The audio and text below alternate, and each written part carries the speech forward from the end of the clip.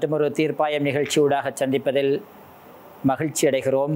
சுவாரஸ்யமான பல விடயங்களை காதலினுடைய மறுபக்கம், காமத்துக்குட்பட்ட காதலினுடைய விவகாரத்தினுடைய சமூகத்தினுடைய நிலை என்ன என்பதனை சுவாரஸ்யமாக இன்றைய நிகழ்விலும் எதிர்பாருங்கள். திரு மாணிக்கம் ஜெகன் அவர்களிடமிருந்து தொடங்கலாம் என யோசிக்கின்றேன். சமூகவியலினுடைய காதல் போக்கு எவ்வாறு நீங்கள் ஒரு மூத்த கலைஞராக இந்த விடயத்தை நீங்கள் நோக்குகின்றீர்கள்? இவ்வாறான ஒரு வாத பிரதிவாதங்களுக்கு நாங்கள் உட்படுத்துகின்றோம் அல்லது அந்த நிலைக்கு ஏன் அது இட்டு செல்லப்பட்டிருக்கின்றது என்பது தெரியாமல் இருக்கு. என்றால் எங்களுக்கு எவ்வாறு கோபம், எவ்வாறு சிரிப்பு, எவ்வாறு அழுகை, எவ்வாறு சோகம், இதெல்லாம் எப்படி எங்களுக்கு வருகுதோ இந்த காதலும் அப்படித்தான் எங்களுக்கு வருது.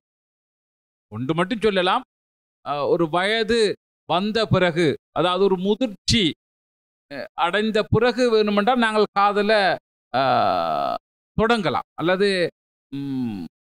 அது ஆரம்பிக்கலாம்.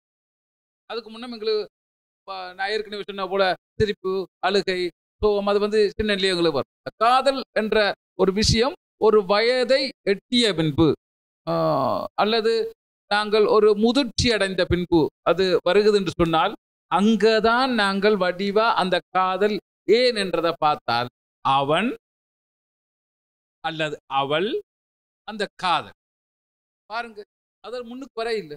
முன்னுக்கு வந்திருந்தா அதை நாங்கள் வேற விதமாக சொல்லியிருக்கோம். பாசம், அன்பு, பக்தி அதெல்லாம் முன்னுக்கு நாங்கள் பாவிப்போம்.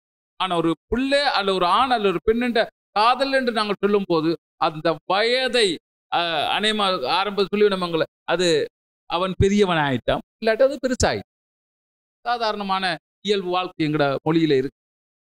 என்ன அந்த எல்லையை அவன் வந்துட்டான், அந்த எல்லையில் அவன் வந்துட்டான், அவன் காதலி அல்லது அவன் காதலி. இதுதான் பொதுவா நான் பார்க்கிற அளவுக்கு இருந்த காதல். அது காலப்போக்கில் சிவா சொன்ன மாதிரி அதுக்குள்ள மாற்றம் வந்திருக்கலாம். அந்த மாற்றம் ஏன் எப்படி என்றதுக்கு நாங்கள் பல்வேறு வந்திருக்கிறார்கள், பல்வேறு காரணங்களை சொல்ல போறாங்க. இந்த காரணங்கள் ஏதோ ஒரு வகையில பொருத்தமா இருக்கலாம், இல்லாமல் இருக்கலாம். அது கூட நாங்கள் அதை எவ்வாறு உணர்ந்து கொள்கின்றோம் என்ற அடிப்படையில வார விஷயம். ஆகவே காதல் என்பது மிகவும் தேவையானது, அது பொருத்தமானது, அது மனித இயல்புகளில் ஒன்று. அவ்வளவுதான். நல்லது. நான் தம்பிட்ட கேட்கலாம் என்று யோசிக்கிறேன். இன்றைய நவீன காதல் பண்பாட்டியல் ஒழுக்கினுடைய போக்கில் கலாச்சார நிகழ்தகவுகளை பின்பற்றி இந்த காதலினுடைய உத்வேக உணர்வுகள் தொடர்கிறார்களா இந்த காதலர்கள், அல்லது அவர்கள் வளமையான நவீனத்துவத்துக்குள் தான் உள்வாங்கப்பட்டிருக்கிறார்களா? அவங்களுடைய முதல் கட்ட பார்வை. ஐபிசி தொலைக்காட்சியினுடைய நேயர்கள் அனைவருக்கும் எனது அன்பு கலந்த வணக்கம். காதல் அண்மையிலே காதல் தினம் நடைபெற்று முடிந்திருக்கின்றது. இப்போது எல்லாம் சமூக வலைத்தளங்களில் அதிகமாக கதைக்கப்பட்டு வருகின்ற விடயம் இந்த காதலர் தினம் பற்றிய விடயம். எனவே இப்படி காதலர் தினம் இருக்கிறது. சொன்னார்கள், காதல் என்பது ஒருவர் மீது மட்டும் வருவதல்ல, காதல் என்பது தந்தை மீது வரலாம், தாய் மீது வரலாம், இப்படியாக நிறைய நபர்கள் மீது வரலாம், எல்லா உயிரினங்கள் சார்ந்ததும் காதல் என்று ஒரு கருத்தொன்றை முன்வைத்திருந்தார்கள். என்னுடைய பார்வையில் நான் எப்படி பார்க்கின்றேன் என்று சொன்னால், ஆங்கிலத்தில் வேறுமென்றால் சொல்வார்கள் I love you dad, I love you mom என்று சொல்வார்கள். அவை ஆங்கிலத்தில் அந்த லவ் என்ற வார்த்தைக்கு அப்படியாக தமிழிலே மாற்றுகின்ற போது காதல் என்று அது பொருள்படுகிறது. ஆனால் தமிழிலே சற்று வித்தியாசமாக இருக்கிறது. எப்படி என்று சொன்னால், தமிழிலே தாய் தன்னுடைய மகன் மீது வைப்பதற்கு இன்னொரு பெயர் சொல்கிறார்கள். அதே போல தந்தை தன்னுடைய மகன் மீது வைக்கின்ற அன்பிற்கு இன்னொரு பெயர் சொல்கிறார்கள். நாம் ஏனைய உயிரினங்கள் மீது வைக்கின்ற அன்புக்கு இன்னொரு பெயர் சொல்கிறார்கள். அப்படியாக பார்க்கின்ற போது காதல் என்பது ஒரு ஆண் இன்னொரு பெண் மீது வைக்கின்ற ஒரு அன்பைத்தான் நாங்கள் அங்கே காதல் என்று சொல்கின்றோம். ஆகவே அப்படிப்பட்ட அந்த காதல் எப்படியாக இன்றைய இளைஞர்கள் மத்தியிலே இருக்கின்றது என்பதை நாங்கள் ஒரு கணம் சிந்தித்து பார்க்கின்ற போது அது சற்று ஒரு அண்ணன் குறிப்பிட்டது போல ஒரு மாற்றுதல் அடைந்ததாக அல்லது ஒரு தொழில்நுட்பத்தினுடைய பின்னணியிலே விளைந்ததாகத்தான் இன்றைய காலத்தினுடைய காதல் காணப்படுகிறது. உதாரணமாக பார்த்தால் இப்போது எல்லாம் காதல் எவ்வாறாக வந்துவிட்டது என்று சொன்னால், ஒரு முகநூலிலே காதலிக்க ஆரம்பிக்கிறார்கள். முகநூலிலே காதலிப்பவர்கள் எல்லாரையும் நான் குறை கூறவில்லை. ஆனால் என்ன செய்கிறார்கள் என்று சொல்ல, ஒரு நேரத்தில் ஒரு காதல் அல்ல, ஒரு நேரத்தில் பல காதல்களை செய்கின்றார்கள் இன்று முகநூலிலே. ஆகவே அந்த அன்பு என்பதும் இந்த காதல் என்பதும் வெறுமனே அடுத்த கட்டத்திற்கு, அதாவது காமம் என்ற ஒரு கட்டத்திற்கான ஒரு ஆரம்ப கட்டமாக காணப்படுகிறதை தவிர உண்மையான அன்பையோ அல்லது உண்மையான புரிதலையோ வெளிப்படுத்துவதற்கான ஒரு களமாக இந்த காதல் தற்காலத்திலே இல்லை என்பதுதான் உண்மை. அதை விடுத்து பாருங்கள், இன்றைய காலத்திலே காதல் தினம் நடைபெற்று முடிந்திருக்கிறது. அந்த தினத்திற்கு அனைவரும் நிறைய பரிசில்களை வழங்கியிருப்பார்கள். டெடிபியர் வழங்கியிருப்பார்கள். அதாவது சொல்லுவார்கள் சாக்லேட் டே, டெடி டே, இப்படியெல்லாம் பல டேகள் இருக்கிறதாம்.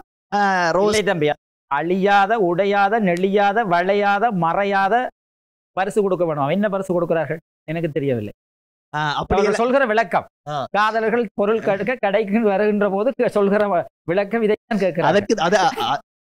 அதற்குத்தான் ஏதோ தெரியவில்லை, டெடி எல்லாம் கொடுக்கிறார்கள். ஆனால் இப்படி அவர்கள் பரிசு பொருட்களை பரிமாறுகிறார்கள். என்னுடைய கணிப்பு எப்படி இருக்கிறது என்று சொன்னால், இந்த இவ்வாறானவற்றில் ஆரம்பித்தவர்கள் யாராக இருக்க முடியும் தெரியுமா? அந்தந்த பொருட்களை உற்பத்தி செய்கின்ற வணிகர்களாகத்தான் இருக்க முடியும் என்று என்னுடைய பார்வை சொல்கிறது. ஏனென்று சொன்னால், அவர்கள் தங்களுடைய சாதாரணமாக ஒரு டெடிபியர் எடுத்து பாருங்கள், அந்த பொருளுடைய உற்பத்தியினை அதிகரிக்க வேண்டும், அதாவது அதனுடைய விற்பனை அதிகரிக்க வேண்டும் என்று நாங்கள் நோக்கினால் அதை சாதாரணமாக வெறும் வாங்க மாட்டார்கள். ஆனால் இதே காதலர் தினம் வருகிறது என என்ன செய்வார்கள்? எங்களுடைய பல்கலைக்கழகத்தினுடைய வளாகத்திற்கு முன்பதாக ஒரு பெரிய கடை போட்டார்கள். எல்லா இடங்களிலும் 10% டிஸ்கவுண்ட், அடுத்த பக்கத்து கடையிலே 20% டிஸ்கவுண்ட், ஒவ்வொரு கடையாக போட்டிக்கு கொண்டு வந்து போட்டுருக்கிறார்கள் பெரிய பெரிய அளவிலே. அமோகமாக அங்கே போய் அடிபட்டுத்தான் நாங்கள் வாங்க வேண்டும் பொருளை. அப்படியாக இருக்கிறது. ஆகவே கொடுத்தீங்களா? இல்லை இல்லை. ஆகவே அப்படியானது ஒன்றாகத்தான் இன்றைய காலத்தினுடைய காதல் மாறி இருக்கிறது. வெறுமனே பரிசு, அந்த அன்பை வெளிப்படுத்த வேண்டும் என்று சொன்னால் அது ஒரு பரிசு பொதியிலே மாத்திரம்தான் தங்கி உள்ளது என்ற ஒரு கோட்பாடு கூட வந்திருக்கிறது. ஆகவே அதனையும் தாண்டி நாங்கள் பார்க்கின்ற போது அண்ணன் குறிப்பிட்டது போல அந்த உண்மை காதல் என்பது இன்றைய காலத்திலே மிக மிக குறைவாகத்தான் இருக்கின்றது. இத்தோடு அவர்கள் இப்பொழுதெல்லாம் தற்கொலை செய்து கொள்கிறார்கள், மருந்து குடிக்கிறார்கள், வீட்டிலே சண்டை போடுகிறார்கள், இவ்வளவு எல்லாம் பிரச்சனை பண்ணுகிறார்கள் தானே. இந்த காதல் சரிவரவில்லை என்றால் நீங்கள் எப்படி முழுமையாக இல்லை என்று சொல்லிவிடுவீர்கள்? தற்கொலை செய்வதை நான் நிச்சயமாக மறுக்கிறேன். என்னென்று சொன்னால், ஒரு பிரச்சனை ஒன்று வருகின்றது என்று சொன்னால் அந்த பிரச்சனைக்கான முடிவு தற்கொலையாக இருக்கிறது என்று சொன்னால் அதை நான் காதலாக ஏற்றுக்கொள்ள முடியாது. ஏனென்று சொன்னால், நீங்கள் பாருங்கள், இப்படியாக நீங்கள் ஒரு நபரை காதலிக்கிறீர்கள். அந்த நபரை காதலிக்கின்ற போது அந்த உங்களுடைய காதலை வீட்டிலே உள்ள பெற்றோர்கள் சம்மதிக்க மறுக்கிறார்கள் என்ற போது, அந்த எங்களுடைய உயிரை மாய்த்துக் கொள்ள வேண்டும் என்று நினைக்கின்ற போது அந்த காதல் அங்கே அழிவடைந்து போகின்றது என்பதுதான் என்னுடைய கருத்தாக இருக்கின்றது. நல்லது. இந்த கேள்விக்கு நான் விடையளித்தால் பொருத்தமாக இருக்கும் என்று நினைக்கிறேன். ஏனென்றால் நான் ஒரு திடீர் மரண விசாரணை அதிகாரியாக இருக்கிறேன். நான் இதுவரைக்கும் 700-800 மரணங்கள் தொடர்பாக ஆனால் உண்மையில் இந்த காதலில் தோல்வி அடைந்ததனால் அல்லது ஒருவருடைய புறக்கணிப்பு காரணமாக தற்கொலை செய்து கொண்டிருக்கின்றார்கள் என்ற அந்த நிலைப்பாட்டை நீங்கள் பார்ப்பீர்களா? ஆனால் இந்த விசாரணைகள் ஊடாக நாங்கள் கண்டு கொண்ட ஒரு உண்மை, நான் ஒரு உளவியலாளன் என்ற ரீதியில் நான் இந்த கருத்தை ஆணித்தரமாக குறிப்பிடுகிறேன். உண்மையில் தன்னுடைய காதலி பிரிந்து போனதற்காகவோ அல்லது அந்த காதலன் பிரிந்து போனதற்காகவோ தற்கொலை செய்து கொண்டார்கள் என்று சொல்ற கூட்டை நான் கடைசி வரை ஏற்றுக்கொள்ள மாட்டேன். அவர்கள் எழுதி வைத்த கடிதத்தின் ஊடாகவும் அவர்களுடைய அந்த சம்பாஷணைகள் ஊடாகவும் ஒரே ஒரு விஷயத்தை தெரிந்து கொள்ள முடியும் என்று சொன்னால், அந்த தற்கொலைக்குரிய மிக முக்கியமான காரணி நான் ஏமாந்து விட்டேன், அந்த ஏமாற்றத்தை தாங்க முடியாததால் தான் தற்கொலை செய்து கொண்டிருக்கிறார்கள். நிச்சயமாக இல்லை, நான் ஒரு தீட்டு ஏமாந்துட்டேன், என் காதல் செத்து போச்சதுக்கு என் காதலுக்கு நான் ஏமாந்துட்டேன் என்றது இல்லை, நான் ஏமாந்து போனேன். அதுதான் மிக முக்கியமான காரணம். ஏனென்று சொன்னால், ஒரு பையன் காதல் தோல்வி காரணமாக தற்கொலை செய்து கொண்ட சம்பவத்தையும் நான் ஒரே நாளில் பார்த்து இன்குவாரி பண்ணியிருக்கேன். அதே போல மணமேடையில் மணமகன் இறந்த சம்பவமும் நடந்திருக்கு. ஆனால் அந்த மணமகள் அதை அவ இறக்கவில்லை, அவ சூசைட் பண்ணவில்லை, அவ இருக்கிறா. ஆனா என்ன பிரச்சனை? ரெண்டும் மரணம் தான், ரெண்டும் பிரிவு தான். ஆனால் ஒருத்தர் எடுத்த முடிவு என்னன்னு சொன்னால், அங்கே ஒவ்வொரு காதலர்களும் தாங்கள் ஒருத்தர்கிட்ட ஏமாந்து போனோம். என்ன உளவியல் ரீதியான பிரச்சனைகள், உளவியல் ரீதியான பிரச்சனை என்னன்னு சொன்னால், காதல் பொதுவாக காதல் என்பதே மனம் சார்ந்தது தானே. அந்த மனம் சார்ந்த விடயங்கள். ஆனா ஒரு விடயத்தை நீங்கள் மிக முக்கியமாக கவனிக்க வேண்டும் என்னன்னு சொன்னால், நான் ஒருவர் என்னை ஏமாற்றி விட்டு அப்ப நான் தோத்து போனேன். அந்த தோல்வியை தாங்க முடியாததால தான் அந்த தற்கொலை நடக்குதே ஒழிய அந்த காதல் இயல்பாகவே இந்த தோல்விகளில் இருந்து என்ன ஒரு விஷயம் பாப்பீங்கன்னு சொன்னால், ஒரு பரீட்சைகள் ஒரு கடுமையாக படித்த ஒரு மாணவி எதிர்பார்த்த பெறுபேறு கிடைக்கவில்லை அல்லது பல்கலைக்கழகம் கிடைக்கவில்லை என்று சொல்லி கூட உயிரை மாய்த்து சம்பவங்கள் நடந்திருக்கின்றது. அப்ப அங்கேயும் என்ன நடந்ததுன்னு சொன்னால், எதிர்பார்த்தது கிடைக்கவில்லை, நான் தோல்வி அடைந்து விட்டேன்.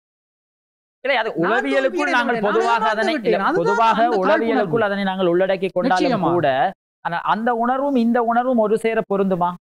நிச்சயமா. ஏனென்று சொன்னால், நீங்கள் மெல்லிய ஒரு நூல் கோடு தான் அதுக்குள்ள வருதுன்னு சொன்னால், இப்ப வியாபாரத்தில் தோல்வி அடைந்தவரும் தற்கொலை செய்து கொள்கிறார், காதலில் தோல்வி அடைந்தவர்களும் தற்கொலை செய்து கொள்கிறார், பரீட்சைகள் வேறு நோக்கம் உண்டு. அப்ப என்ன பிரச்சனை என்றால், நான் தோல்வி அடைந்து விட்டேன், என்னுடைய பலகீனம், நான் ஏதோ ஒரு விதத்துல நான் இந்த தோல்விக்கு நான் பொறுப்படுத்திக் கொள்கிறேன், நான் தோல்வி. அந்த பிரிவு காரணம் அல்ல, காதலி பிரிந்து போனது காரணம் அல்ல, நான் ஒரு தரட்ட தோத்துட்டேன். அதுதான் மிக முக்கியமான காரணம். இப்ப காதல் என்றது ஒரு பெரிய கடல் மாதிரி. அந்த கடலை நாங்கள் என்ன செய்கிறோம் என்றால், கண்ணாடி குடுவைக்குள் அடக்க பார்க்கின்றோம். இப்போ சங்க காலம், சங்கம் அறிவிய காலம், பல்லவர் காலம், சோழர் காலம், நாயக்க காலம், தற்காலம் வரைக்கும் காதல் இருக்கிறது. என்றுமே இளமையாகவும் புதுமையாகவும் இனிமையாகவும் இருக்கக்கூடிய ஒரே ஒரு விடயம் காதல் மட்டும்தான். காதல் இல்லாத காப்பியங்கள் இல்லை, காதல் இல்லாத திரைப்படங்கள் இல்லை. காதல் என்ற மையத்தை சொல்லும் போதே எங்களுக்கு மனசுக்குள் மிகப்பெரிய ஒரு பிரளயம், மிகப்பெரிய ஒரு இனிமையான சம்பவங்கள் நடக்கின்றது. ஆரம்பத்தில் பார்த்தீங்கன்னு சொன்னால், நியாயம் நியாயம் யாராகிறோ, எந்தையும் உந்தையும் எம்முறை கீழீர், நானும் நீயும் எவ்வரி அழிதும் தெம் புல பெயல் நீர் போலே அன்புடை நெஞ்சம் தான் கலந்ததுவே என்றார். அங்க நியாயம் நியாயம் யாராகியோர், நீ நானும் யாரண்ட எனக்கு தெரியாது, எந்தையும் உந்தையும் எம்முறை கேளீர், எந்த தாய் யாரண்டு தெரியாது, உண்ட தந்தை யாரண்டு தெரியாது, நீயும் நானும் எவ்வளி அறிதும், நீ எந்த பக்கத்தால வந்தாண்டு தெரியாது, நான் எந்த பக்கத்தால வந்தனன்னு தெரியாது. ஆனால் ரெண்டு பேருடைய மனமும் ஒரு செம்மண்ணில் தண்ணி விழுந்தவுடன் அது சிகப்பு நிறத்தை தாங்கி ஓடுற மாதிரி இரண்டு பேருடைய மனங்களும் இணைந்திருக்கின்ற அந்த விடயத்தை காதல் என்று சொல்லுவோம். ஆனா காதல் பரதப்பட்டது. ஒரு ஒரு விஷயத்தை நேசிக்கிறது காதல், சம்பவம் மாறுபாடு அடைந்து கொண்டிருக்கின்றது. ஆனால் அது ஒரு படிநிலையாக போயேக்கள் இறுதி படிநிலையை பற்றி தான் நாங்கள் இப்பொழுது கதைத்துக் கொண்டிருக்கோம். இறுதி படிநிலை என்றது இப்போ ஒரு பாக்கைக்கு ஒரு கவிஞன் சொல்கிறான், காதல் என்பது காத்திருந்து தவித்திருந்து இல்லாமல் போவதற்கு பெயரே காதல். ஒவ்வொருவருடைய ஒரு கவிஞன் சொல்கிறான், தழுவுதல் தழுவுதல் இருந்து கா த இல் என்று வந்ததுதான் அந்த தழுவுதல், அதுதான் காதல் என்று வந்து. அப்படியானால் நீங்கள் சொல்கின்ற உணர்வடிமையில் வருகின்ற மரணமும் அல்லது நினைவடிமையில் வருகின்ற வாழ்க்கையும் என்பதிலே கவிஞர்களுடைய ஒப்புமைக்கிடையிலே முரண்பாடுதான். ஒவ்வொரு கவிஞர்களும் இந்த பூமி பந்தை ஒரு ஜன்னலூடாக பார்த்து கொண்டிருக்கிறார். ஒவ்வொரு பார்வையும் வித்தியாசமாக இருக்கும், ஒவ்வொருவருடைய கற்புதங்களும் வித்தியாசமாக இருக்கிறது, ஒவ்வொருவருடைய உவமானமும் வித்தியாசமாக இருக்கிறது.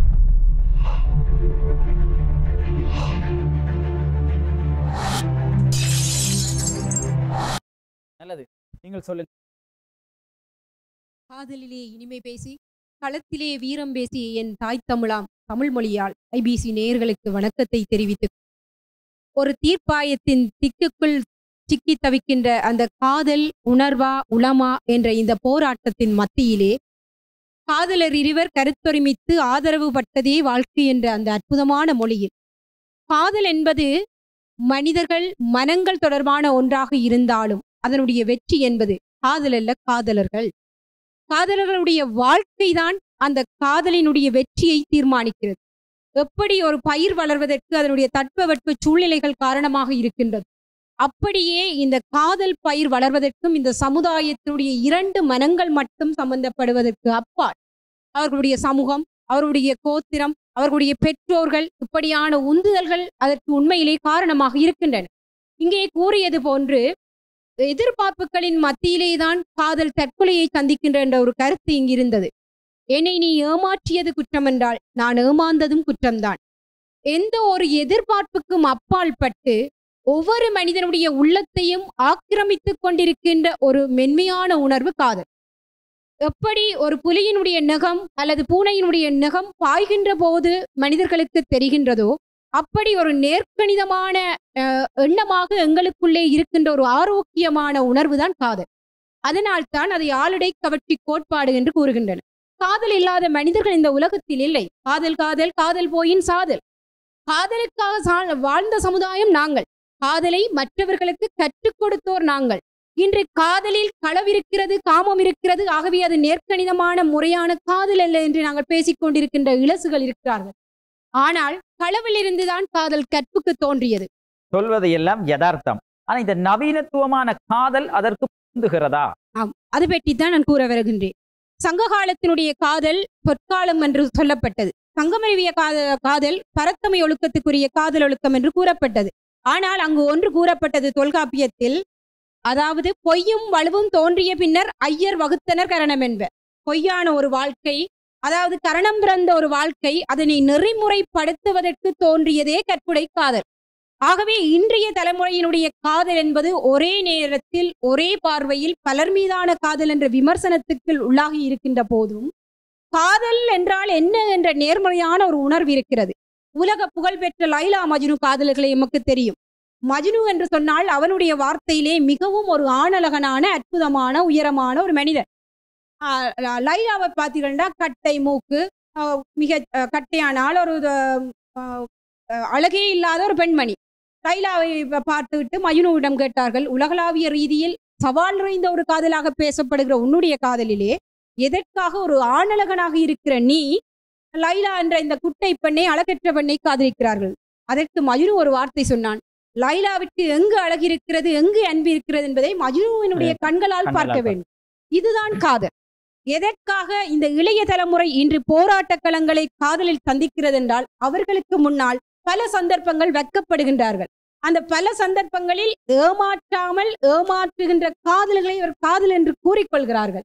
கதைப்பதும் பேசுவதும் காமம் துய்ப்பதும் மட்டுமே காதல் அல்ல.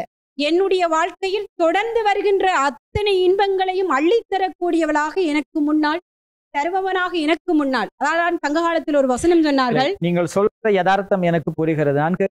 நவீனத்துவத்தினுடைய காதல் போக்கிலே உண்மைத்தன்மையை கொண்டு வர வேண்டுமானால் நாங்கள் என்ன செய்ய வேண்டும்? உண்மையிலேயே இளைய தலைமுறை ஒன்றை கூற வேண்டும். அதாவது இந்த காதல் என்பது செருப்புக்கள் அல்ல கலட்டி விட்டு போவதற்கு, அவை என்னுடைய கால்கள். இந்த நீங்கள் கூறிய இந்த பண்பாட்டு தவறிய காதல் என்பது 100க்கு எத்தனை விதமான மனிதர்களிடம் இருக்கிறது? கணிசமாக இல்லை.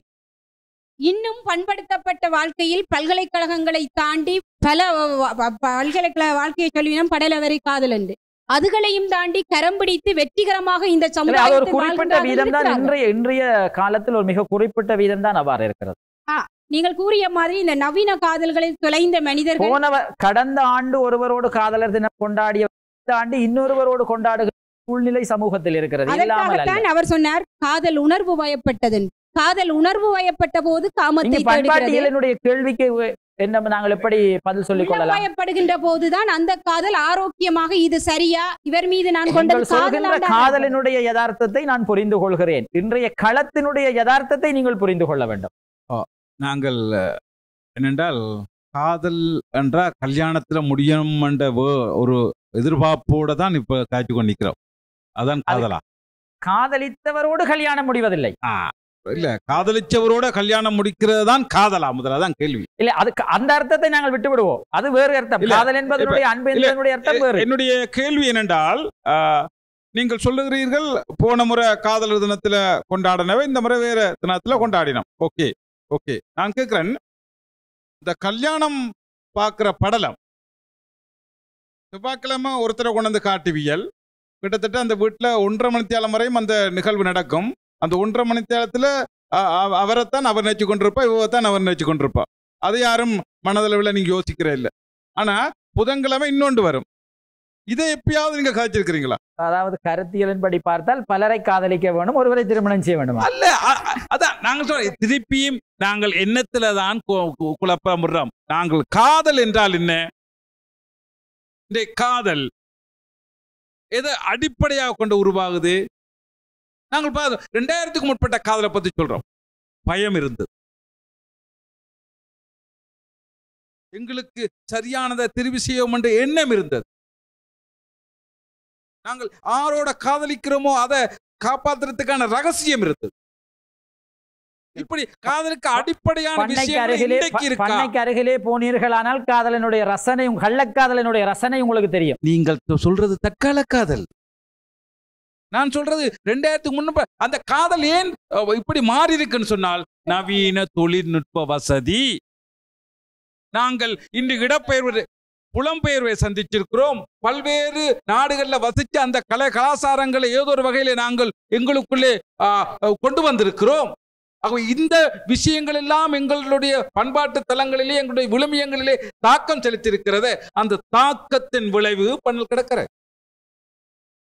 ஆகவே ஆரோக்கியமான ஒரு விஷயத்தை நாங்கள் கை கொள்ளாமல் பல்வேறு புலப்பெயர்வும் பல்வேறு இடப்பெயர்வுகளையும் பல்வேறு விஷயங்களை நாங்கள் நுட்பத்தோடு பார்க்கின்ற போது அங்கிருந்தெல்லாம் வந்து எங்கள் கலைகளிலும் எங்கள் விழுமியங்களிலும் எங்கள் கலாச்சாரங்களிலும் எங்கள் பண்பாட்டுகளிலும் தாக்கம் செலுத்தியிருக்கிறது. சரியென்று நீங்கள் சொல்கிறீர்களா? அந்த தாக்கத்தை எவ்வாறு எதிர்கொள்ள வேண்டும் என்பதை எங்கள் பண்பாட்டு விழுமியங்களோடு இருந்து அதை நாங்கள் பக்குவப்படுத்தி கொண்டிருந்தால் இந்த கேள்வி எங்களிடம் வந்திருக்கு. நல்லது. இவர்களுடைய வாதத்தின் பிரகாரம் காதல் செய்யலாம், ஆனால் கல்யாணத்துக்குத்தான் போய் முடிய வேண்டும் இல்லை என்று முரண்நகையில் வைக்கிறார்கள் மூவரும் ஒன்று சேர்ந்து. நீங்கள் என்ன சொல்ல போகிறீர்கள்? சங்க காலத்துல காதல் புனிதமா இருந்தது. ஜாயும் நியாயம் ஜாராகியரோன்னு அதே சங்க காலத்துல வந்து யாரும் இல்லை தானோ கல்வன் தானது பொய்ப்பின் என்ற ஒரு பாட்டும் இருக்குது. அதாவது வந்து அவர் வந்துட்டு போயிடுவார், பிறகு அவருக்கு அது சம்பந்தமா யார்கிட்டையும் சொல்ல இயலாது. அவர் வந்துட்டு போயிட்டார், ஒருத்தருக்கும் தெரிய யாரும் இல்லை தானோ கல்வன். அதே சங்ககாலம். அதே சங்ககாலத்துல இருந்த அந்த புனிதமான காதல் சங்ககாலத்துல இருந்தது ஏன்னு சொல்லல. ஆனால் சங்கமருவிய காலத்துல அற இலக்கியங்கள் தோன்றுவதற்கு காரணமாக இருந்தது வந்து சங்ககாலத்து இறுதி பகுதியில இருந்த கைகூடாத காதல்களும் நிறைவேறாத கல்யாணங்களும் தான் ஒரு காரணமாக இருந்தது. நாங்க இங்க இருக்கிறது வந்து தற்கால காதல் வச்சு பார்க்கணும். அப்படி பார்த்தா இப்ப சொல்லிக்கணும், தற்கொலைக்கு வந்து ஏமாற்றம் தான் காரணம், நான் ஏமாந்துட்டேன் என்றதுதான் ஒரு காரணம். ஏமாத்தினதும் ஏமாற்றமும் தான் காரணம். ஆனா அதன் அடிப்படை வந்து காதல்ல ஒரு புனிதம் இருந்திருந்தா அங்க ஒரு ஏமாற்றமும் இருந்திருக்காது, அது ஏமாத்தியும் இருக்க மாட்டேன். காதல் புனிதமானது. காதலில் தோல்வி அடைந்தால் தற்கொலை செய்து கொள்ளலாம். காதல் புனிதமானது, தற்கால காதல் புனிதமானது. தற்கொலை செய்து கொண்டார்கள் என்றது உங்களோட கருத்தை நாங்கள் ஏற்றுக்கொள்கிறோம். ஆனால் ஒரு காதலன் பிரிஞ்சு போனாலோ அல்லது காதலி பிரிஞ்சு போனாலோ தற்கொலை சம்பவங்கள் அதிகமாக நடந்திருக்கிறது. ஒரு கணவன் இறந்தால் மனைவி தற்கொலை செய்வதில்லை, ஒரு மனைவி இறந்தால் கணவன் தற்கொலை செய்வதில்லை. ஏன் இருவருக்கு இடையிலும் காதல் இல்லையா? இதற்கு நான் நல்ல ஒரு பதில் சொல்கிறேன். இருவருக்கும் இடையிலும் ஒரு கணவன் மனைவிக்கு இடையில் காதல் இல்லையா? இதற்கு நான் பதில் சொல்கிறேன். ஒரு கணவன் இறந்தால் அந்த சமுதாயத்தில் அந்த மனைவி விதவை என்ற ஒரு அடையாளத்தோட, விதவை என்பது தவறுதான். ஆனா இப்ப ஒரு கந்தசாமி இறந்துட்டான்டா, மனைவி கந்தசாமியின் மனைவி தான். ஆனா ஒருத்தன் வந்து ஏமாத்திட்டு போய்க்குள்ள அந்த பெண்ணுக்கு வந்து அங்க அடையாளம் இல்லாம அதைத்தான் நாங்க சொல்றோம். ஏமாந்ததுக்காகத்தான் அவர்கள் இறக்கிறார்கள், காதலுக்காக புனிதம் இருந்திருந்தால் மனைவி இடையே வருகின்ற பிரிதல் வந்து பக்குவ நிலையில் இருக்கின்ற பிரிதல். காதலன் காதலிக்குள் இருக்கிற பிரிதல் வந்து ஒரு ஒப்புரவுக்கு அப்பாற்பட்ட ஒரு நிலை. இங்கு கணவன் மனைவிக்கிடையே உள்ள பிரிதலினுடைய தாக்கம் பிள்ளைகள், குடும்பம், சமூகம், அடுத்த கட்டம் என்கின்ற போக்குகள் எல்லாம் இருக்குது. நாங்கள் இரண்டையும் ஒன்றாக செய்து பார்த்து விட முடியாது. சொல்லுங்கள். அவ்வாறுதான் ஒரு கணவன் இறந்த தாய் தந்தை இறந்தாலும் பிள்ளைகள் இறப்பதில்லை. ஆனால் ஒரு காதலன் ஏமாத்துகின்ற போதோ அல்லது சில சந்தர்ப்பங்களில் காதலன் இறந்த பிறகு காதலை இறக்கின்ற சந்தர்ப்பங்களும் இருக்கிறது. அதற்கு வந்து காரணம் வந்து அவருக்கு அதுக்கு பிறகு ஒரு அடையாளம் இல்லாம போகும், அங்க ஒரு ஏமாற்றம் தோன்றும். அது போல மாணிக்கம் ஜெகன் அவர்கள் சொல்லியிருந்தார், என்ன 10-15 பேரை நாங்க பாக்குறோம், பொம்பளை பாக்குறோம், பார்த்துட்டு விட்டுட்டு ஒரு பொருந்துறதான் நாங்க கட்டுறோம். 10-15 பேரையும் நாங்க பாக்குறோம். அந்த 1.5 மணித்தியாலத்துல நாங்க கைகோர்க்கிறதும் இல்ல, கருத்துக்களை பரிமாறிக்கொள்றதும் இல்ல. ஆனா 2-3 வருஷம் காதலிக்கிறேன்னு சொல்லி போட்டு கடைசியில வந்து ஏமாற்றிட்டு போய்க்குள்ள 2-3 வருஷம் இல்ல, 9-10 வருஷம் காதலித்தவர்கள் கூட ஏமாற்றி விட்டு போறார். இந்த காலத்து காதல்கள் 1 மாதத்திற்கிறதே அதிசயம்தான். காதல் இந்த காலத்து காதல் புனிதமானது என்று சொல்கிறவர்களுக்கு வாரங்கள் ஒரு நாள் பார்க்கலாம். நல்லது. இல்ல, அதே பல்கலைக்கழகத்தில் தான் தூய காதல்கள் எத்தனையோ நிறைவேறியிருக்கின்றது. ஆனால் அது சரியான தெரிவு இல்லை என்பதான் எங்களுடைய வாதம். உங்களுடைய தெரிவு? நான் சொல்றது வந்து ஒரு காதலன் வந்து காதலிக்கும் போது சரியான தெரிவு உண்மை தற்காலத்தில் வந்து சரியான தெரிவு இல்லை. ஏன் நீங்கள் சாதி பார்க்கிறீர்கள், சமூகம் பார்க்கிறீர்கள், சீதனம் பார்க்கிறீர்கள், குடும்ப பின்னணி பார்க்கிறீர்கள். இல்லை, காதல் இவள் என்னோடு சேர்ந்து வாழ்வாளா, இவள் என்னோடு இணக்கமாக இருப்பாளா, என்னை அன்பு செய்வாளா, என்னை கவனிப்பாளா, நான் அவளை கவனிப்பேனா என்று யாராவது பார்க்கிறீர்களா? அதுல அந்த சகோதரி சொன்னதில் என்ன தவறு இருக்கிறது? நீங்கள் சொன்ன முதலில் சொன்ன சாதி பார்ப்பது, சீதனம் பார்ப்பது எல்லாம் காதல் இல்லை.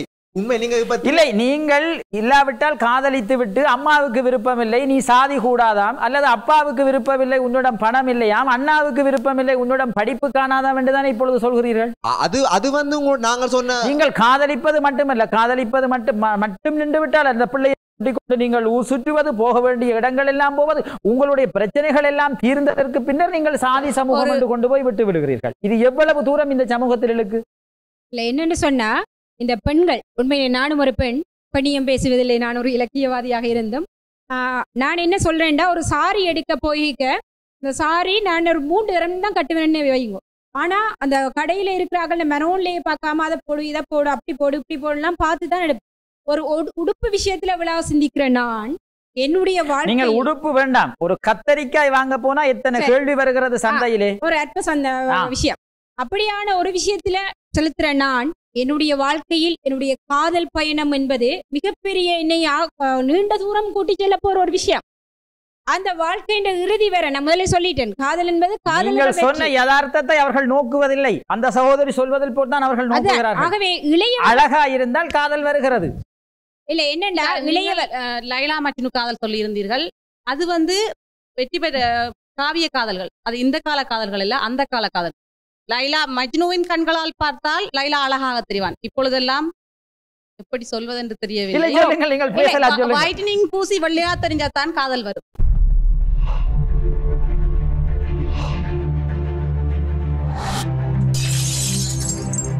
இல்ல இப்ப தங்கச்சி சொல்ற சரி, நானும் என்னுடைய துறை சார்ந்து ஒரு உளவியல் நோக்குல நான் மிக துயரமான ஒரு சம்பவத்தை கடந்த வருடம் நான் சந்திச்சேன். நான் அதாவது ஒரு எங்களுடைய யாழ் நகரிலேயே ஒரு அந்த அதாவது பேமெண்ட் சொல்லப்படுற இடத்துல வேலை செய்யற ஒரு பெண் பிள்ளை, அவரை காதலித்தார் என்று சொல்லப்படுகிற ஒரு பாதுகாப்பு உத்தியோகஸ்தர் அவரை கூட்டிக் கொண்டு சென்று தஷவதனாவில ஒரு இடத்துல அந்த ஒளிநாடா இருவரும் இருந்ததை சீடியாக வெளியிட்டு அந்த சீடியில் இடம் கொடுத்துட்டு அந்த காதல் பிரிஞ்சிட்டு அவன் முதல் தரம் தற்கொலைக்கு தற்கொலைக்கு மருந்து போட்டு காப்பாற்றப்பட்டார். அப்போது காப்பாற்றப்பட்ட போது அவரை நாங்கள் போனால் ரத்தத்தால் எல்லாம் கடிதம் எழுதி போன் மெசேஜ்கள் அப்படி இப்படி என்ன விழாவும் தொழில்நுட்ப வளர்ச்சி உங்களை பல சந்தர்ப்பங்களை கொடுக்கிறது. ஆனால் அந்த வீட்டு நிலையை பார்த்தீங்கன்னா ஒரு ஹிட்னிய வித்து தாய் தன்னுடைய 2 பிள்ளைகளுக்கும் திருமணம் செய்து வைத்திருந்தது. இது 3வது பிள்ளை. தந்தைக்கு எந்த நேரமும் மதுவும் மாதுவும் தான் வேலை. இப்படி இருக்கிற ஒரு ஆரோக்கியமற்ற குடும்பத்திலே அந்த பெண் அழகாக இருந்த இந்த பாதுகாப்பு உத்தியோகஸ்தர் தன்னை நம்பி தன்னுடைய காதலை கொடுத்ததை, அவளுடைய காதலை காமமாக மாற்றி அதை மற்றவர்களுக்கு கொடுத்து அதன் காரணமாக அந்த சீடியை பல பேர் பார்த்து அதனூடாக அவள் மீண்டும் 2வது தடவை மரணத்தை சம்பவித்துக் கொண்டார். போதன வைத்தியசாலையில் அந்த உடலத்தை நீங்க பார்க்க மாட்டீங்கள். அந்த உள்ளுக்குள்ள எல்லாம் அப்படியே சுருங்கி போய் அந்த இதுக்குள்ள மட்டும் 21 நாள் துடித்து கொண்டிருந்தது. என்னுடைய வரலாற்றில் மிகவும் துயரம் நிறைந்த நான் ஒரு உளவியல் சார்ந்து சிந்தித்த அந்த நிமிடங்கள். இதே நான் உங்களை சொல்றேன் என்றால், என்னுடைய அன்பை நான் உங்களுக்கு கொடுக்க போகின்ற அன்பை கொடுக்கின்ற மற்ற கரம் ஒரு தரம் தட்டினால் மட்டுமே சத்தம் வராது. கொடுக்கப்படுகின்ற மற்ற கரமும் ஆரோக்கியமாக தட்டப்படுகிறதா என்ற சிந்தனை உங்களுடைய இளையவர்களிடம் இருந்தால் காதல் காமமாக பார்க்கப்படாது. காதல் என்பது உணர்வும் உள்ளமும் சார்ந்தது. உடல் ரீதியாக சிந்திக்கின்றவையால் தான் நீங்கள் உள்ள காதல்கள் எல்லாம் உடல் ரீதியாகத்தான் சிந்திக்கிறார்கள். அதுதான் நான் தவறென்று சொல்லுகிறேன். இன்று எங்களை இந்த இங்கால பக்கம் சேர்த்து விட்டதற்கு எங்களுடைய வயதும் அனுபவமும் காரணம். காதலுக்கு அனுபவம் இருக்க வேண்டும், நல்ல நேர்கடிதமான சிந்தனை இருக்க வேண்டும். உடல் ரீதியாக எந்த ஒரு தேவையும் இல்லை என்றா ஏன் காதலிக்கிறேன்? உடல் ரீதியாக எந்த ஒரு தேவையும் எங்களுக்கு இல்லை. சமுதாய கட்டமைப்பு ரீதியாக எங்களுக்கு ஒரு மனைவி தேவை என்றா அதை நாங்கள் பேசி செஞ்சு கொள்ளலாம். ஏன் காதலிக்கிறோம்? காதலிக்கிறதுக்கு என்ன தேவை இருக்குது? அதாவது உடல் ரீதியாக எந்த ஒரு தேவையும் எங்களுக்கு இல்லை என்று சொன்னால் ஒரு பெண்ணின் துணை எதற்கு? வைரமுத்து சொல்லுவார், காதலித்துப்பார் உன்னை சுற்றி ஒளி. நாங்கள் காதலிக்கிறதுக்கு என்ன பொறுத்தவரையில நான் காதலிக்கிறதுக்கான நோக்கம் என்னுடைய காம தேவைகளை பூர்த்தி செய்வதற்கு அவள் சரியானவள் என்ற ஒரு தேர்வு. அதற்கு உங்களுக்கு ஒரு காதலி தேவையில்லை. இல்ல, நான் தயார்படுத்தி கொண்டிருக்கேன். அவளை தயார்படுத்துறதுக்காக நான் எடுக்கிற காலப்பகுதிக்கு காதலிக்கின்ற காலப்பகுதின்னு நான் சொல்றேன். இல்ல, ஆரம்பத்துல எங்கட ஐயா சொன்னார், எந்த ஒரு சிறுவனோ யாருக்கோ ஒரு குறிப்பிட்ட வயசை கடந்துதான் உணர்வு வரும். ஆனால் 1ஆம் வகுப்பில் ஒரு சின்ன பிள்ளையொன்றையும் ஒரு ஆண் பிள்ளையும் பெண் பிள்ளையும் பக்கத்துல விட்டு ஓடியாட விளையாட சொல்லுங்க. அந்த பெண் பிள்ளை என்ற பார்வை அந்த ஆண் பிள்ளைக்கு எப்பவும் இருக்கு. தனிப்பட்ட ரீதியான பார்வை இருந்தே தீரும். இவ்வளவு உளவியலாளர்களா இருக்கிற நீங்கள் இது சார்ந்த அறிவு இருக்க நான் ஏற்றுக்கொள்ளவே மாட்டேன். ஏன் ஏற்றுக்கொள்ள முடியாம இருக்கு? ஒரு பெண் எனக்கு காமம் உய்ப்பதற்கு மட்டுமே காதலியாக இருப்பது என்பது காதல் அல்ல. அதை நான் வெண்மையாக காதலின் நோக்கம் என்ன? அப்ப காதலின் நோக்கம் என்ன? உங்களுக்கு பாதுகாப்பு தேவையான ஒரு செக்யூரிட்டி கார்டை நான் அரேஞ்ச் பண்றேன். ஒரு ஆரோக்கியமான தாயாகவும் ஆரோக்கியமா உங்களுக்கு தாய்மை தேவை என்று சொன்னால் உலகில் எத்தனை ஆண்கள் இருக்கிறார்கள் தாய்மை சகோதரியினுடைய வாதம் நியாயமானது என்னென்றால் காமத்தினுடைய மகுடம் தான் காதல் என்று காதலில் எல்லை காமம். வருகிறேன் காமத்தினுடைய மகுடம் தான் காதல் என்று சொன்னாலும் கூட காம உணர்வுகள் கடந்ததன் பின்னர் அப்ப உங்கள் குடும்பத்தினுடைய நிலைமை என்ன? குடும்பம் என்பது உணர்வு கடந்த பின்னர் உங்கள் மனைவியை நீங்கள் விட்டு விடுவீர்களா? தொடர்ச்சியாக என்னுடைய காம தேவைகளை பூர்த்தி செய்வதற்காக அவளை வைத்திருக்கிறேன். சரியாக இருந்தாலும் கூட எங்களுடைய பண்பாட்டியல் முறைக்கு அது சரியா? தம்பியிடம் ஒரே கேள்வி. உங்கள் தேவை காமத்தை பூர்த்தி செய்வ ஒரு காதலை தேவை, அது உங்களை பொறுத்தவரை, நான் உங்களை பொறுத்தவரை அதை ஏற்றுக்கொள்கிறேன். உங்களுக்கு தேவை காமத்தை பூர்த்தி செய்ய ஒரு காதலி, அந்த காதலிக்கு உங்கள் தேவை சரியாக தெரிவு செய்திருக்கிறீர்களா? அவ உங்களோட தேவையை பூர்த்தி செய்வதற்கு வாராவா? பூர்த்தி செய்வதற்கான தயார்படுத்தல் ஈடுபடுங்க. இல்ல நான் என்னுடைய கேள்வி, அவள் காதலி, உங்களுக்கு தேவை காமம், ஆகவே எனக்கு காமத்தை பூர்த்தி செய்ய காதலி என்ற பெயரை கூட நான் அதுல கொடுக்கல. அவ ஏற்றுக்கொள்றாவா? உங்களுடைய எண்ணத்தை அவ புரிந்து கொள்றாவா இல்லையோ? ஏற்றுக்கொள்வதற்கான தயார்படுத்தல்களை நான் செய்கிறேன். அதாவது காதல் என்ற அந்த உறவில் உங்கள் தேவையை பூர்த்தி செய்வதற்காக அவை தயார்படுத்துவதை காதல் என்று சொல்லிவிடார். மனைவி என்ற ஒரு பெண்ணை மனைவிக்கு நீங்கள் காமத்தை நீங்கள் தாராளமாக மனைவிக்கு காமத்தை கொடுக்க வேண்டும். அதாவது நீங்கள் செய்கிற செயற்பாடுகளை நீங்கள் ஒரு பெண்ணை உங்களோட காமத்துக்காக செய்கிற செயற்பாட்டை காதல் என்று பேசப்படுறது இல்லை. உலக நாடுகள்ல பாத்தீங்கன்னா ஆண் மீதான காதல், பெண் மீதான காதல் பேசப்படுகின்ற போது காதல் பாலியல் சார்ந்ததுக்கு ஒரு காதலிக்கு ஆண் மீதான காதலை ஓரின சொல்லவும் கூடாது. இது ஓரின சேர்க்கை. ஒரு அபத்தமான சிந்தனை தத்துவங்களை பிழை என்று சொல்லவில்லை. உங்கள் தேவையை மாணிக்கஞ்சகன் அவர்கள் கேட்ட கேள்விக்கு நீங்கள் பதில் சொல்லுங்கள். நீங்கள் காமம் தான் தேவை என்று எதிர்பார்க்கிற பெண் உங்களுக்கு அதே காமத்தை தருகிறாரா என்று அவர் கேள்விக்கு நீங்கள் பதில் தந்து கொண்டால் என்றால் தொடர்ந்திருப்பாள் என்று அர்த்தம். உங்களுடைய தந்தை உங்கள் அம்மா மீது கொண்டது ஒரு ஆரோக்கியமான காதல், அதனால் அதை நான் ஏற்றுக்கொள்ள மாட்டேன். தந்தை என்கின்ற அந்த மனிதர் சமூகத்தை குழப்பலாம் அல்ல. வருகிறேன், சொல்லுங்க. உண்மையாக இந்த காதல் என்ற விஷயத்தை தாண்டி நாங்கள் எங்கேயோ தூரம் போயிருக்கிறோம். அதுதான் பிரச்சனை. என்னென்று சொன்னால் நீங்கள் தெளிவாக ஒரு விஷயத்தை புரிந்து கொள்ள வேண்டும். காதலுக்கு அடிப்படையே ஒரு ஈர்ப்பு. அந்த ஈர்ப்பு படிப்படியாக வளர்ந்து ஒரு கட்டத்தில் வந்த ஈர்ப்பின் அடிப்படையே காமம்தான். அந்த காமத்தையும் தாண்டி ஒருவரை நாங்கள் நேசிக்கிறோம். இப்போ காமம்ன்றது என்ன? ஒருவருடைய வாழ்க்கை 24 மணித்தியாலமாக இருந்தால் என்னுடைய உளவியல் தாற்பயத்தில் என்னுடைய செக்ஷுவல் லைஃப் என்ன ஒன்றையும் சேர்த்து பார்க்க வேண்டும். அவர் சொல்வதிலும் ஒரு நியாயத்தை வந்து வைத்துக் கொள்வோம். இன்றைய நவீன காதல் அப்படித்தானே இருக்கிறது. காலையில் ஒருவரோடு போகிறார்கள், மாலையில் இன்னொருவரோடு போகிறார்கள். இந்த சகோதரி பல்கலைக்கழகத்தை நாங்கள் சொல்ல வரோம். அப்படியாயின் உங்கள் வாதத்துக்கு அப்பால் அந்த தம்பியினுடைய வாதத்திலே நியாயம் உண்டு. உண்மையில வந்து என்ன பிரச்சனை என்று சொன்னால் சில விஷயங்களை நாங்கள் பிரித்து பார்க்க முடியாது. ஆனா பாருங்க, எல்லார் மேலும் இச்சை கொள்றது வந்து அது அவருடைய மொழியில் அவருடைய பார்வையில் எல்லார் மேலும் இச்சை கொள்வது என்று சொல்லல. என்னுடைய தேவையை பூர்த்தி செய்யக்கூடிய ஒரு மீது இச்சை கொள்றது அது காமம் தான். இளைஞர்களும் யுவதிகளும் அப்படித்தான் இருக்கிறார்கள் என்பதற்கு அவர் வெள்ளிடை மலையாக்குறார். உண்மை இது. நான் ஒரு கேள்வி கேட்கிறேன். நான் காதலிக்கின்ற ஒரு நபர் ஏதோ ஒரு காரணத்தால், விபத்தால் அல்லது ஏதோ ஒரு காரணத்தினால் அங்கவீனமுற்றிட்டார் என்று வைப்போம். என்னுடைய காதலை அந்த கணங்களிலே விட்டு நான் செல்வனானால் தம்பி சொல்லுகின்ற அந்த காமம் என்ற உணர்வுக்கு இருக்கிறது சகோதரி. அப்படி நீங்கள் இரண்டு விதமானதுதான் நீங்கள் சொல்கிற அடிப்படையில் நீங்கள் பார்க்கின்ற அத்தனை மனிதர்களுமே குருடர்களாக இருக்கிறார்கள் என்று கூறிவிடலாம்.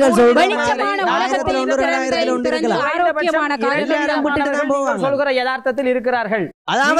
இளைஞர் யுவதிகளை பிடித்து கேளுங்கள், நீ யாரை காதலித்தால் ஒரு பெரிய லிஸ்டே அவர்கள் சொல்கிறார்கள். எல்லோரும் லிஸ்ட் வச்சிருப்பார்கள். அதனுடைய பருவ காதலில் பக்குவப்பட்ட பாடலில் கேட்டு பாருங்கள். பலர் வைத்திருக்கிறார்கள். இல்லை, அவர் வெளிப்படுத்துகிறார். எத்தனையோ விலைமாதர்கள் கூட காதலர்களாகி நல்ல ஆரோக்கியமான முழுமையாக அவருடைய மாதத்தை இல்லை என்று சொல்லிவிட முடியாது. இன்றைய சமூக தளத்தை பற்றி அவர் சொல்கிறார். இன்றைய சமூக தளத்தில் தம்பி பார்க்கின்றவை எல்லாம் ஆரோக்கியமற்றதாக இருப்பதால் ஆரோக்கியமற்றதான் இன்றைய சமூக தளம் இருக்கிறது. இன்றைய சொல்லவில்லை, ஆனால் இன்றைய சமூக தளம் அப்படித்தான் சிந்திக்கிறது. இல்ல உண்மையில் நீங்க சொன்ன அந்த ஒரு ஆள் எடுத்துக்கிட்டா லிஸ்ட் கார்டு அது வந்து உண்மை காதல் அல்ல, ஒருவர் மீது இன்னொருவருக்கு அட்ராக்ஷன், எங்கட தேடல், அந்த எங்கட தேவையை பூர்த்தி செய்யறதுக்கான தேடல் லிஸ்ட். அது தேடல் லிஸ்ட் உங்கள் மொழியில் தேடல் லிஸ்டாக இருக்கலாம். இது உண்மை. அதாவது எங்களுடைய சமுதாயம், நான் சொன்ன கருத்தை இந்த சமுதாயம் ஏற்றுக்கொள்ளவில்லை என்று சொன்னால் என்ன விளக்கம்? தமிழ் சமுதாயம் இடையிலான நட்பை கூட இந்த காலத்தில் காதலாக வாழ்ந்து கொண்டிருக்கின்றோம். நாம் உண்மையில் சிறுவர் 5 வயது 5ஆம் ஆண்டு வரை 6ஆம் ஆண்டு வரை ஒரு ஆணும் பெண்ணும் கூடி மனநிலை ரெண்டு விளையாடினால் எந்த ஒரு கண்ணும் தப்பாக பார்க்காது. 8ஆம் ஆண்டு வரும் பொழுது இருவரையும் நாம் பிரித்து விடுகிறோம். நாமே எமது பெற்றோரே பிரித்து விடுகிறார்கள். காரணம் என்ன? ஏதாவது செஞ்சிருவாங்க பயம். அப்படி இல்ல, அது உங்கள் உணர்வுகளை உங்களால வாய்ப்புகள் மறக்கப்படும் இடத்துல வந்து கட்டுப்படுத்த இயலாது. வாய்ப்புகள் வழங்கப்படும் இடத்துல வழங்கப்படும் வடிகட்டி எடுத்து கடைசியா வர்றதுக்கு காதல் என்னங்கோ கல்யாணம் பண்ணுங்கோ. அதுக்கு முதல் நீங்கள் செய்யற எல்லாமே காமன் சார்ந்த தேவை பூர்த்தி தான். இன்றைய நவீன யுகத்துல வேகமா எல்லா தேவைகளையும் உங்களால நிறைவேற்ற இயலும். அதே மாதிரி நான் 10 பிள்ளைகளை பாக்குறேன், எதோட செட் ஆகுதோ அதோட போறேன், அவ்வளவுதான். என்னை ஈன்றெடுத்த தாய்க்கும் என்னை தாளாட்டி முத்தமிட்டு வளர்த்த ஜாலிந்து அன்னையினை பாத கமலங்களை தொட்டு வணங்கி கொண்டு, நிறைய பேர் சொன்னாங்க அப்பத்த காலத்து காதல் எல்லாம் நல்லா நடந்துச்சு, இப்போ நடக்கிறது எல்லாம் ரொம்ப கேவலம். அப்போ காதல் இருந்துச்சு, இப்போ காதல் இருக்கு. அப்போத பிழையான காதல்கள் இப்போ வரைக்கும் பதிவு செய்யப்படவில்லை. அதுதான் உண்மையான ஒரு காரணம். இப்போ நவீன ஊடகங்கள் பல இருக்கின்றன. இப்போ ஏதாவது ஒரு விஷயத்தை நீங்கள் செட் பண்ணீங்கன்னா அதை ஸ்க்ரீன்ஷாட் எடுத்து வைக்கலாம். அப்போத காதல் வீடுகள் கூட தூரமாக இருந்துச்சு. தகவல் பரிமாறப்படுற விதம் வேகம் குறைவாக இருந்தது. அதனால்தான் சிறந்த காதல்கள் 1-2 மட்டும் தெரிவு செய்து காண்பிக்கிறீர்கள். ஆனால் நாங்கள் அன்றைய காலத்திலும் பிற்போக்குத்தனங்கள் இருந்து கொண்டாலும் கூட அடிப்படையில் ஒப்பீட்டளவில் அதிகமாக இருந்தது. இன்றைக்கு ஒப்பீட்டடையில் மிக கணிசமான குறைவு இருக்கிறது. ஒப்பீட்டடையில் அதிகமாக பிற்போக்குத்தனமான அந்த ஒப்பிடுகின்ற வீதம் எதை வைத்து ஒப்பிடுகின்றீர்கள்? நீங்கள் தகவல்களை வைத்துத்தான் ஒப்பிடுகின்றீர்கள். அந்த தகவல்கள் எப்படி பரிமாறப்படுகின்றது? இன்றைய நவீன ஊடகங்கள் இருக்கின்றன. நிறைய பல செய்தித்தாள்கள், பத்திரிகைகள் மற்றும் நிறைய ஊடகங்கள் நிறைய இருக்கின்றன. அந்த வகையிலே உங்களோட தகவல்கள் நிறைய பரிமாறப்பட்டு கொண்டே இருக்கின்றன. அந்த காலத்தில் வீடுகள் தூரமாக இருந்தது, 1-2 நாளிதழ்கள் இருந்தது.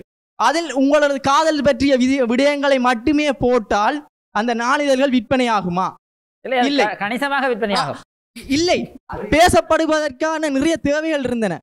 அத்துடன் இன்றைய காதலில் நீங்கள் இன்னும் ஒரு காதல் போகின்றால் என்றால் அது ஒரு போட்டோ எடுத்து புனிதமான காதல் இருக்குன்னு நீங்கள் சொல்கிறீர்கள். புனிதமான காதல்கள் இருக்கின்றன, புனிதமான காதல்கள் இருக்கின்றன. அந்த காலத்தில் இருந்த விதத்தில் இந்த காலத்தில் இருக்கின்றது. அதாவது அந்த காலத்தில் மானும் இருந்தது, புலியும் இருந்தது.